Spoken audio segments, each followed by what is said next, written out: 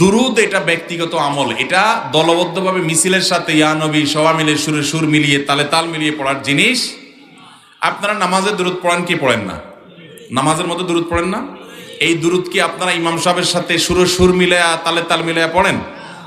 যার যার দুরুদ শেষে পড়েন না? তো নামাজের বাইরে গেলে দুরুদ পড়ার জন্য আবার একজন ইমাম লাগবে কেন? যে ইমাম টান দিবে ইয়া নবী, তখন সবাই টান দিবেন।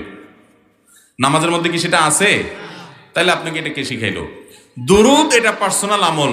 এটা যদি কেউ মনে করে যে না এটা সবাই মিলে করতে হবে, এটার জন্য সবাইকে ডেকে একত্রিত করতে হবে, এটা ভুল। এটা দুরুদ পাঠের কোনো পদ্ধতি, ইসলামের নামে ভুল কোনো জিনিস নিজে থেকে যদি কোনো সংযোজন, কোনো পদ্ধতি আপনি আবিষ্কার করে নিলেন কোন ইবাদতের মধ্যে, সেটার নাম বেদাত। আর বেদাত হলো গোমরাহি, সকল গোমরাহির ঠিকানা।